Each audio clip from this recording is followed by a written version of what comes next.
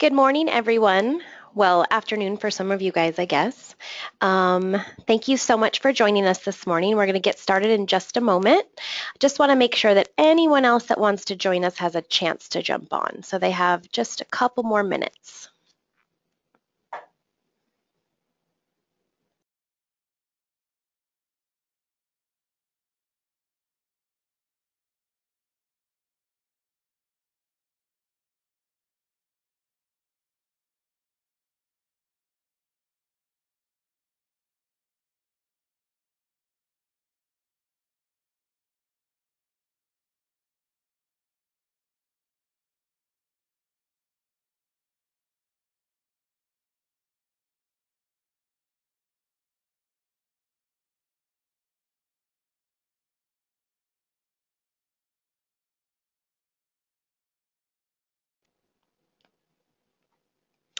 All right, everyone, we're going to go ahead and get started. Thank you so much for joining us this morning, afternoon for those of you that are in the East Coast. Today, we're going to do a Back to Basics webinar on reporting, and it's a really good time of year to start looking at using the information that's in your shortcut system to give you some tips and ideas of what we should be doing for the rest of the year and some reports that can help us look at that information.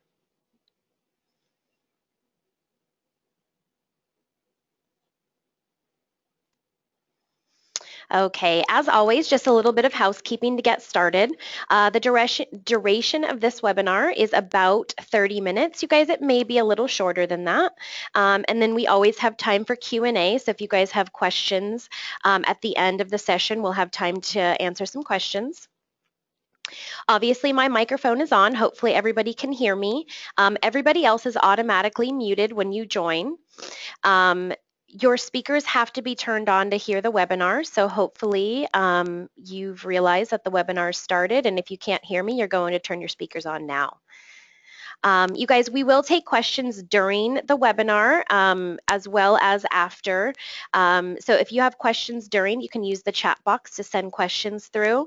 You guys, if it's something that I feel like isn't necessarily relevant to the topic that we're talking about, I may ask you to bring it up at the end in the Q&A session, or I may ask you to actually email it through to the education department so we can give you some individual support on the item. And you guys, as always, if you have further questions or you want some more information, you can always post things to our Facebook page, which is facebook.com/shortcutsusa.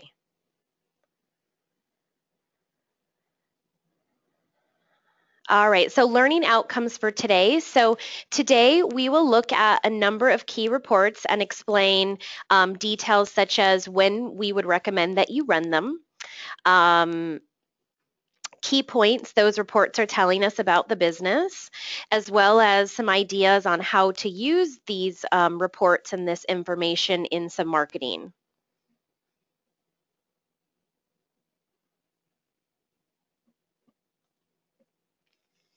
So the first report we're going to talk about, you guys, and it should be one that you all are familiar with, is going to be the trading summary. Okay, so how do I locate this report?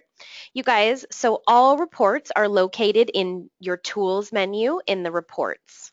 Okay, so tools, reports. The trading summary is under the end of day section. Okay, and then it's simply called trading summary. You guys, we all know how important this report is, right? It's the report, one of the reports that prints out when you do the end of day as well. However, this report can actually be run for other time periods besides the single day that it prints out for you at the end of day. So you can run it daily, weekly, and monthly. Okay, so you guys, besides the obvious information that the trading summary shows us, up at the top it shows us the information such as taking, so how much did we bring in cash, MasterCard, Visa, that information, as well as our service and product sales, including and excluding tax. But some other items that this report can show us and can pinpoint for us is things like average tickets, okay, client demographics, Okay, and then of course the employee statistics and service sales per hour. So down at the bottom of your trading summary, it actually breaks down the employee performance for you for the time period that you're running the trading summary for. Okay, so that average ticket is really important. Okay, we can see which employees have have a really great average ticket and which ones don't. Okay, we can also see that service sales per hour. Okay, so again, some of you might be using your trading summary currently to look at things like your takings and to look at your totals, but you might not be using it to look at the information that you see here. Okay, and again, you can run it daily, weekly, monthly, and really for any time period that you need. Okay, any questions about that one? Probably most of you are familiar with this report and will have no issues locating it and taking a look at these numbers. Okay, the next thing is measuring future appointments. So this might not be one that you guys are currently utilizing. So how we locate this report is we go to Tools and again Reports, and this one is under the Appointment section. And this one is the value of future appointments or the Future Appointments report. This again can be run for any time period. This is one of the reports that you can actually run for a future date. So this you would actually run for the next week or the next month.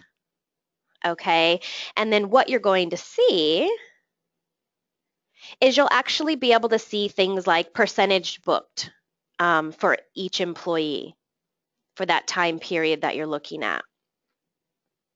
Okay, you can even choose the employee's name and drill down in, and you can actually see, slow periods for this employee, days where they don't have anything booked, and you can also pinpoint low revenue and high demand services as well.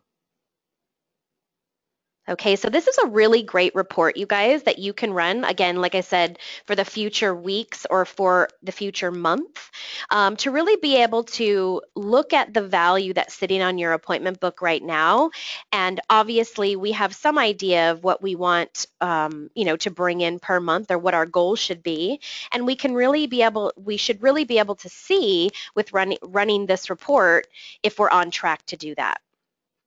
Okay, it should also help us to urge those employees that have a low percentage of appointments to maybe get some more business in, get some referrals, pass out business cards if that's what we need to do some last minute specials, which we'll talk about in a minute. Okay, any questions about that one, you guys? The value of future appointments.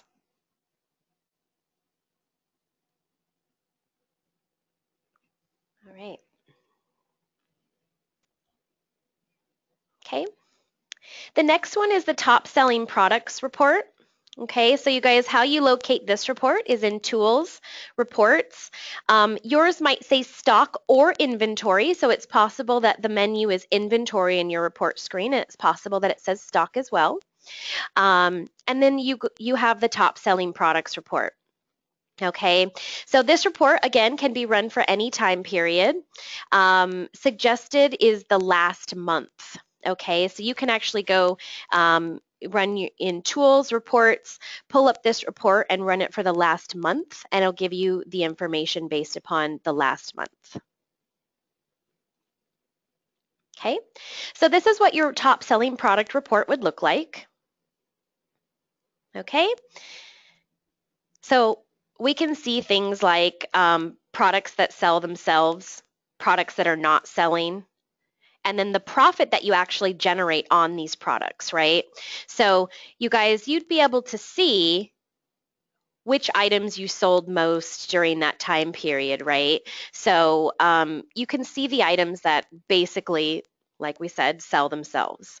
Also, items that aren't moving, obviously, if you didn't sell them or you only sold a few during that time period, they're items that are static or not moving very well. So maybe we're going to do some sort of promotion on those to get rid of them. Okay, and then again, the profit that you generate on these products is shown here. Okay, so you guys doing promotions on high profit items is a good idea as well.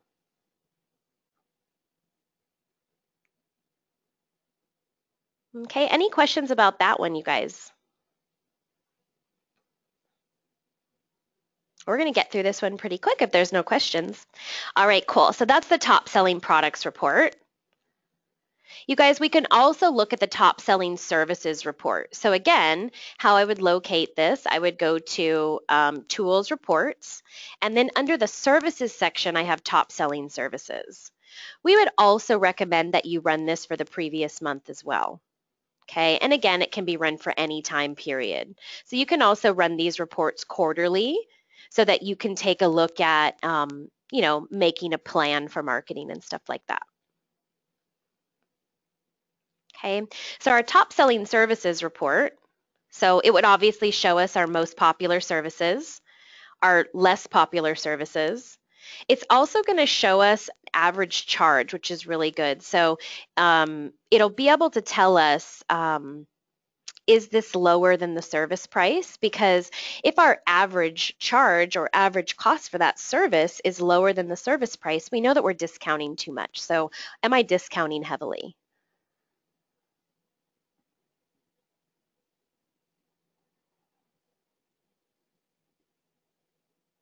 Okay.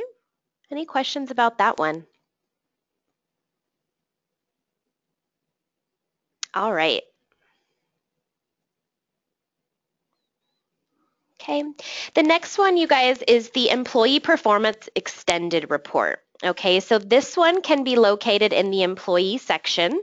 So tools, reports, employees, and it is called Employee Performance Extended. Okay, this one we also recommend that you run it for the last month.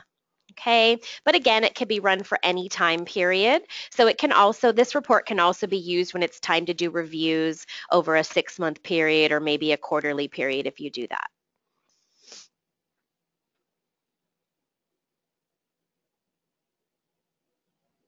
Okay, you guys remember, if you have questions, that you can use the chat box or the question section. All right, so the Employee Performance Extended. Okay, so it is quite a busy report. Okay, it can show you information such as productivity, average client spend, the employee to service upsell or service to retail percentage, and the rebooking percentage. Okay, you guys, you can also use the regular performance summary as well. So if you haven't done too much with your employees thus far with employee reviews and things like that, you can even start with the regular employee performance, or the extended one shows you a little bit more detail like we're seeing here. So if we're really interested in things like service to retail percentage and rebooking percentage, which hopefully we are, we can see all that information here.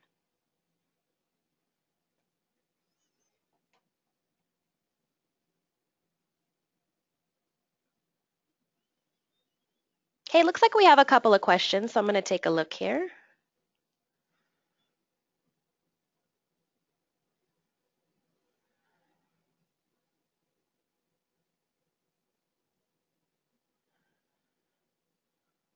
Okay.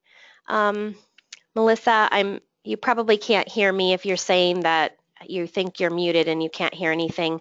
Unfortunately, I think everybody else is hearing okay, so it's probably something on your side. The webinar will be recorded, everybody, so you will be able to access it from our webinar library after today as well.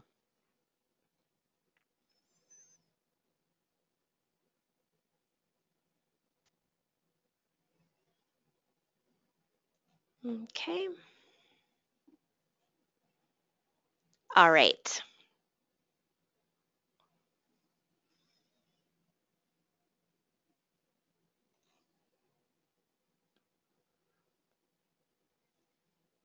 Okay, the next one is the client retention report. And I think there might have actually been a question about client retention in the beginning as well. So here, the client retention report, oh, looks like we didn't have a a lead-in for our client retention report here. That one, you guys, can be found in tools and reports as well, of course. You guys, the client retention report is specific on how you need to run it. So how you would run this report is you need to run it for a past time period. So a lot of times when our clients are trying to find their client retention, a mistake that they make is they try to run it for a current time period. And really what this report is saying is, show me clients that have visited during the time period that I am referencing and hasn't been back. Okay, so a standard retention period would be 90 days. So you can see on this retention report here, you have from and then to, and then you can see retention period. Okay, so here you can see that this is being ran from the 1st of March through the 30th of April. So it's looking at all clients that visited during that time and haven't been back. Okay, so it'll show you the total number of clients per employee. It'll show you clients who revisited the same employee. It'll show you clients that visited but saw somebody else, another employee, and clients who were lost.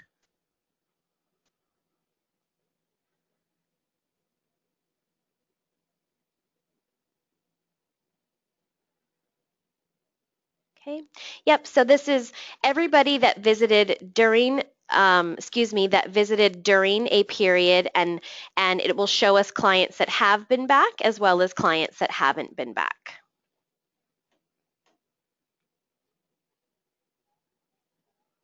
Okay, so it'll give you that individual person's retention. Okay, as well as a total for the business.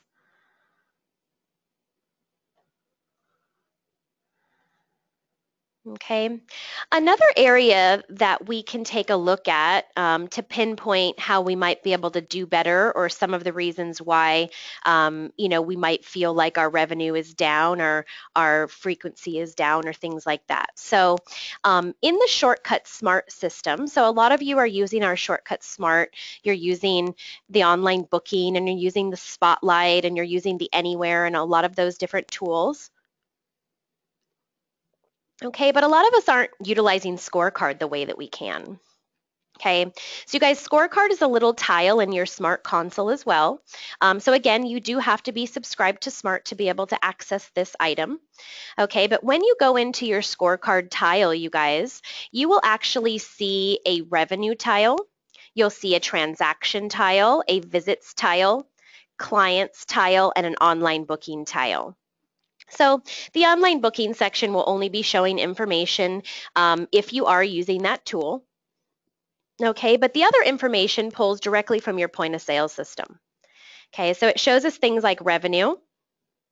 So it'll show us total revenue, and then it will break it down into service and retail revenue. You guys, it'll also show us whether or not we've done better this year or last year. Okay, it shows us that by looking at the bar graph in that area. Okay, so I'd be able to see my revenue this time this year versus my revenue this time last year, and it tells you whether or not it's gone up or down. Okay, transaction information can show me things like average spend on retail, discounts given. My client frequency, or client visit frequency, can obviously tell me how often clients are coming and whether or not that is getting better or worse. It can show me things like how many services per visit. So if I'm a salon or even a barber shop and I'm only doing one service per visit, I know that my staff is not upselling. Okay. It'll also show me client retention. So if you don't want to bother with running the report in point of sale and you just want to come into Scorecard and see the client retention for the past few months, you'd be able to come in and see that information in Scorecard as well. Okay, and then the online booking tile also. So we can see how well our online booking is doing. We can see how many clients are booking outside of hours, and how much revenue that meant to the store. Also, if clients are booking for my local salon for our clients in the US. Okay, so this information is really great information, you guys, because like I said, you'll be able to see, is our revenue going up or is it going down? Okay, and if it is going up or it is going down, those other tiles should help to highlight for us why that is.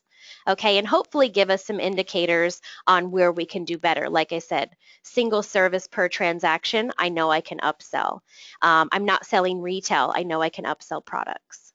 Okay, so there's always some areas in Scorecard where we should be able to tell where we can do better. Any questions about that, you guys?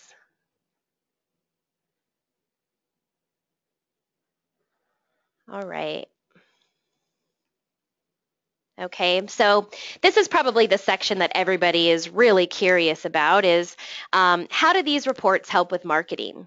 Okay, so we've put together a list of some things that we feel like you might be able to do with some of the reports that we've suggested here. So you guys, we can create targeted email campaigns to create to increase employee and business performance. And here are some of the ways that we thought that we might be able to do that.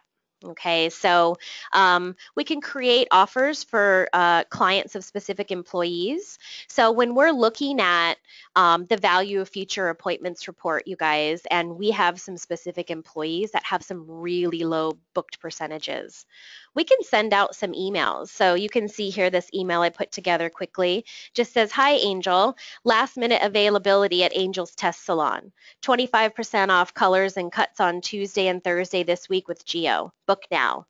Okay, and of course we could have the online booking link right in there. Okay, then when I send this out, I can target just clients that saw Geo last time. Okay. We also might have employees that are not converting our service to retail. So we can send out some emails to their clients offering some product discounts. Okay. Create email campaigns to create client spend by bundling. Okay, so we can put top selling top selling services together with low selling products. So if you buy this, you get a deal on this. Okay, we can do that using our promotions tool as well. Or we can use top selling services with low selling services, right? So if we're having an issue selling conditioning treatments, we can create a bundle for colors and treatments or cuts and treatments and bundle them together and give the client a slight discount, but we're still selling more, right?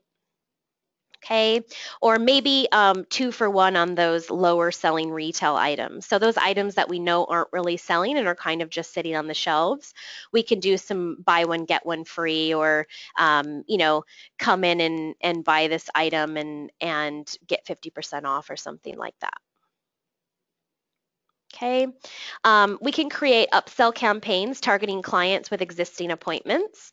So within GCast, using our Set and Forget program, like it says, we can actually target clients who do have an appointment, and we can upsell items such as a hand massage or a conditioning treatment or a paraffin wax or things like that, maybe a shave if I'm a barbershop. Okay, so in situations like this, we can reach out to clients that we know are already coming in to entice them to book another service. Okay, we can create email campaigns to increase product revenue. So focus on offerings where the product profit is high, right? So we talked about the top selling product report and how you can see which items are actually bringing you in the most profit. And then we can do campaigns or product of the month and things like that around these items. Okay. Scorecard. Okay. Here, this can help you to identify business trends, right? it shows you, like we talked about, it shows you monthly, and it also shows you this time this year versus this time last year, and it shows you that for each month. So we can identify quieter periods, and we can put together target campaigns ahead of these periods, right? So you guys, if you go back and you look at your scorecard and you see the areas last year where you struggled a bit, then you can go ahead and start putting together some targeted campaigns within your set and forget marketing, set them up and get them ready to go out for when those slow periods are going to happen. Okay. And then of course we can, when talking about set and forget marketing, we can also focus on our clients. So you guys, making sure that we're utilizing the new client email. So after a new client visits us, we want to be sending out that email that says, thanks so much for joining our family, or thanks so much for choosing our salon or our barbershop. Okay. And also, you guys, the non-returning client email. Okay, these are both ongoing emails, and these emails can help to assist with that client retention as well. Okay, because if we're reaching out to clients after they visit the first time and we're saying thanks so much and we can't wait to see you again, they're more likely to book again. Okay, and for those clients that maybe have strayed a bit and maybe they even went somewhere else, sending out that non-returning email, reaching out to them, letting them know that we'd like to see them again, and probably offering them something to come back in, that's likely a great way to get them to return. Okay, and you guys, if I'm a salon and I do cuts and colors and I get one client from my non-returning client email, it's probably paid for my smart package.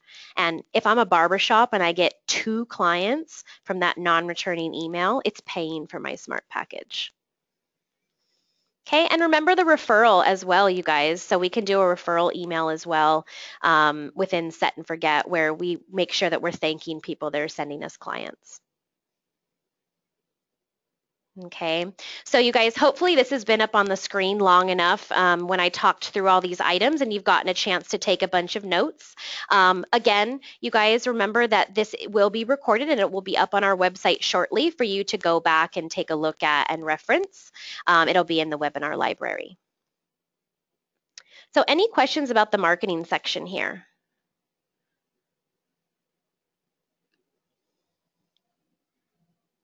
All right. Okay, you guys, so a summary of what we covered today. You should now be able to utilize some key reports and know what date ranges we recommend that you would run the reports. Again, most of our reports, you guys, can be run for any date range. Key things those reports are telling you. So when I'm running these reports, what are the items I'm looking for and things like that.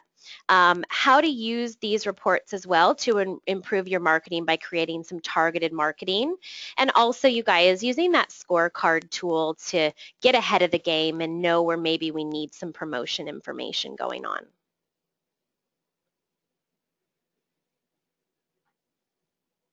All right, so you guys, before we get to our Q&A section, I just want to remind everybody about the upcoming webinars that we have as well. So we have a couple more. We have Monday, September 28th. It's 9 a.m. Pacific time. This is a holiday marketing masterclass. So we'll take some of the information that we talked about today and go into some more depth about doing that within GCast and getting those emails and marketing campaigns set up. And then Monday, October 26th, you guys, 9 a.m. Pacific time as well, using shortcuts to maximize your holiday sales. Okay, so you guys might notice that all of these are kind of focusing on wrapping up the end of the year and getting ready for the holidays and making sure that we're prepared. Okay, so remember that you can always register for these webinars at shortcuts.net/webinars. Okay, and you guys, you can always watch the past webinars as well. Like I said, it will be recorded and up on the library. So shortcuts.net/webinars/webinar-library.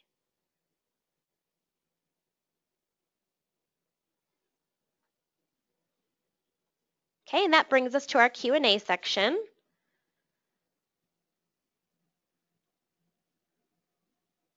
Looks like I do have a question. Okay, so the question is on the trading summary on the bottom, how is the employee time or those employee hours calculated? So you guys, if your employees do not use the time clock, it goes off of the employee schedule. So it would go off of how long they were scheduled on during that time period. If they use the time clock, the clocked in and clocked out hours override scheduled hours. So it would then go by clocked on and off time. Okay, hope that answers your question, Vicki. Other questions, you guys?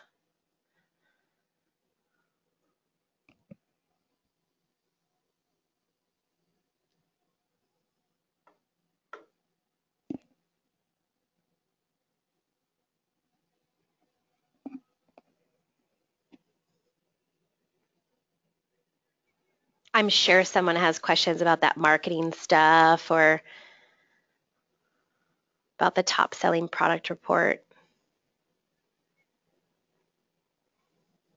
If not, that must mean that I did a really great job explaining all of them. Okay, so you guys, we'll stay on for a few more minutes for Q&A. Okay, but I do want to put up then the contact information. So remember, you guys, if you do have questions, further questions about these reports or about some other reports, or maybe you had an idea of something you can do, you know, with the employee ranking report or a different report, and you just have some questions. So you can always contact the education team. Okay, our email address is just education@shortcuts.net. That goes to all of the educators in the U.S. office, so myself, Richard, and Noah, for all of you that have met with some different educators over time. Again, you can always post information on our Facebook page, so facebook.com/shortcutsusa. And then here's the information to contact the office as well if you have other questions.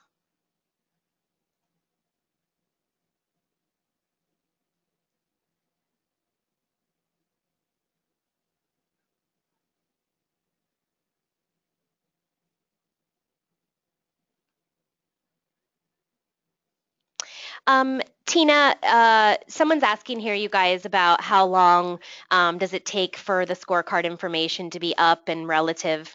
Tina, it does take a little while. You have to be using shortcuts for at least an entire month to start seeing data. So hopefully you're seeing July's data now. Um, uh, it will obviously take a little while for you to start being able to see, you know, ups and downs and fluctuations in your scorecard. I would say at least a few months until you start being able to read some good data from there.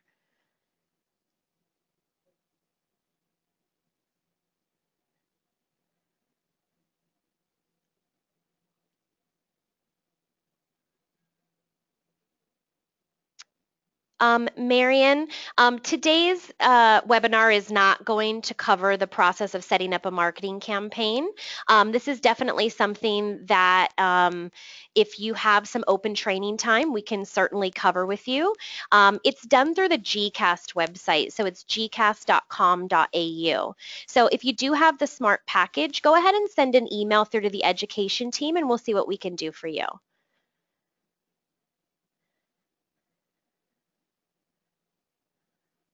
Laura, if you're not seeing information on your scorecard, what I would recommend is go ahead and give our help desk a call so that they can take a look into getting that information extracted for you. It just means that the information for some reason isn't pushing up to our smart console. So Laura, if you contact our help desk at 888-246-8408 and press 1 for a technician, you can just get someone to help you out with that. Otherwise, you guys, you can always email through to our support team at support@shortcuts.net. And then Laura, as soon as that information does get extracted, you should see all 4 months come up.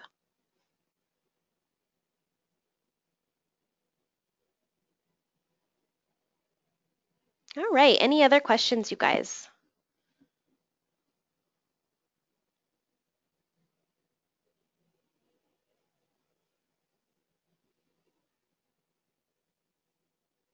All right, looks like everybody got their questions answered.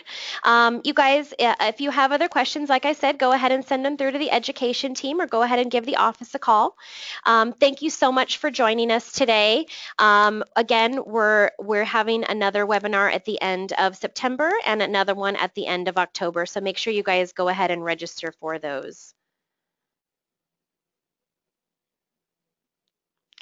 Thank you guys, and enjoy the rest of your day. And the recorded webinar should be up on the website hopefully by the end of the week. Thank you guys so much.